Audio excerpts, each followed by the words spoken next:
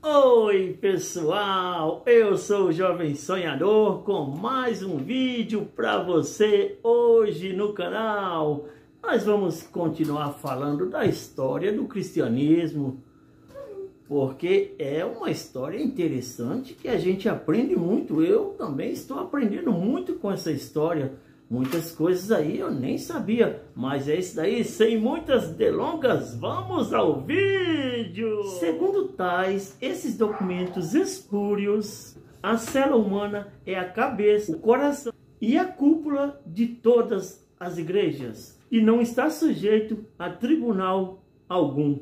O catolicismo foi elevado a uma posição de poder mundial com as posições de terras doadas às igrejas por Carlos Magno no ano de 734, surgindo assim o Sacro Império Romano pela autoridade do Papa Rei, que durou 1100 anos. Na hora da morte, Carlos Magno se arrependeu de haver doado para o papado. O papado teve 70 anos em avião na França. Voltou a ocupar o Vaticano em 1377, trazido por Gregório XI. Vítor Emanuel derrotou a frota dos papas, pondo fim ao Sacro Império Romano no ano de 1870. Os papas ficaram confinados no Vaticano até o ano de 1929, como Solino e Prio no Tratado de Latão legalizaram o estado religioso do Vaticano, além de usurpar o lugar da Trindade. Os papas muitas vezes lutaram com mão de ferro para atingir aqueles que tinham uma fé genuína nas Escrituras. Os papas muitas vezes lutaram contra aqueles que exterminaram os cristãos em obediência na França. Na Espanha foram mais de 1.300 exterminados, enfatizados, e mais de 2 milhões banidos. Carlos I, do ano 1500 a 1550, eliminou, por ordem do Papa, 50.000 cristãos alemães. Por uma questão pedagógica, podemos dividir a história da igreja em períodos distintos.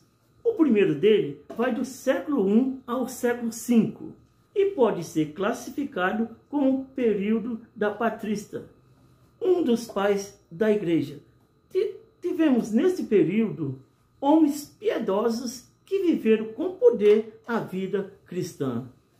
Entre eles citamos Inácio, Policarpo, Justino, Origem, Irineu e Clemente de Alexandria, Tertuliano e Agostinho. Na época dos pais da igreja, tivemos importante período dos grandes concílios, basicamente empenhado em grandes batalhas cristológicas.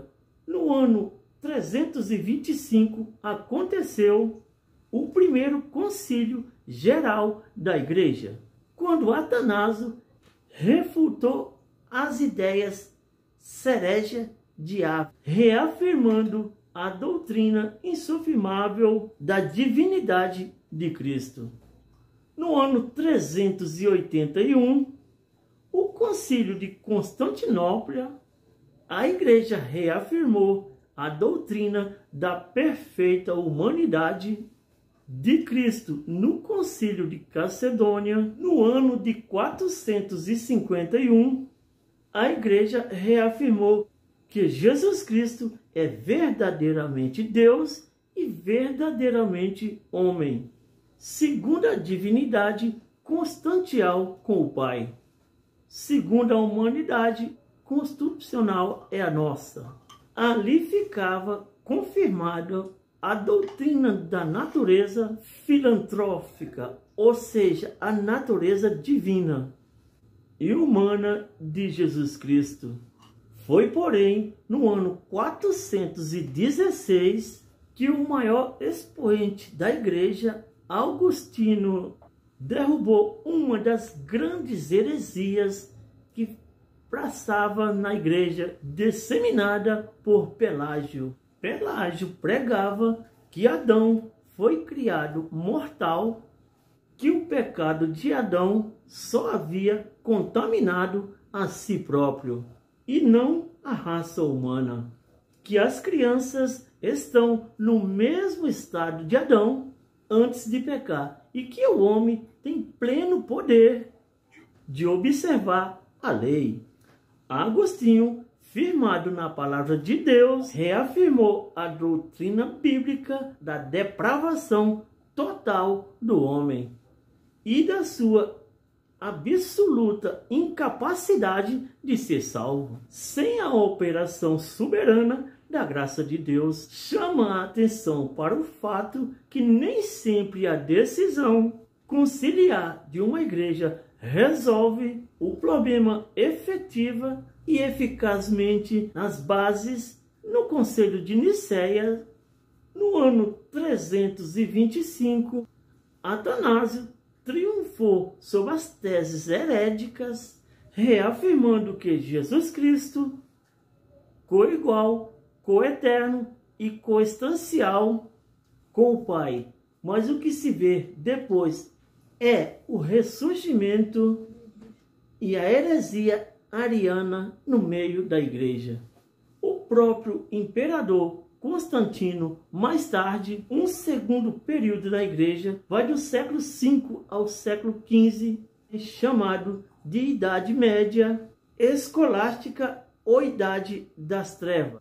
Neste milênio tenebroso, a palavra de Deus tornou-se acessível ao povo. Foi um tempo de ascensão e fortalecimento do papado. O Papa tornou-se soberano na autonomia, na política e na religião. A igreja corrompeu-se e apartou-se da simplicidade e da pureza do evangelho.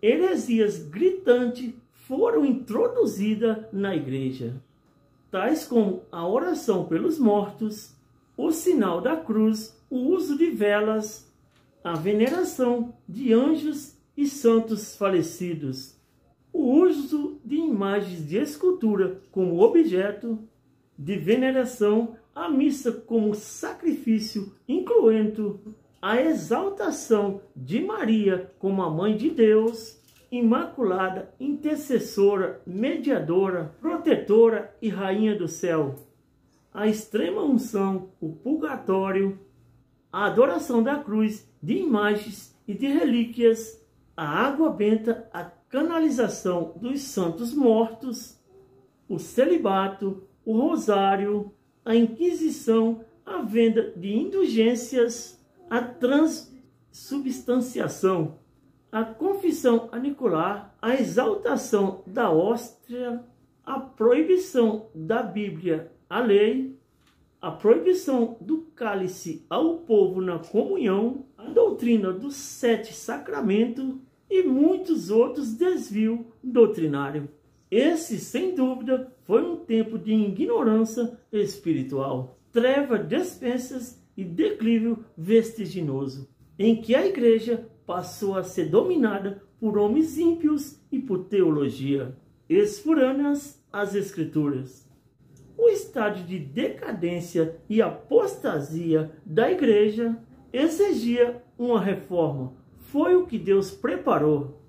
Muitas vezes, quando os homens pensam que a igreja está falida, arruinada, reduzida a cinzas, o Senhor olha do céu, sopra sobre ela um alento de vida e coloca o seu povo de pé. Ele sempre continua soprando seu espírito no vale de ossos secos, levantando daí um exército. Na verdade, Deus nunca deixa de ter na terra um remanescente fiel, uma lâmpada acesa na história, aos que nunca se dobraram a Baal, assim como começamos a ver a preparação de Deus para o maior mover do Espírito no meio da sua igreja depois do Pentecostes.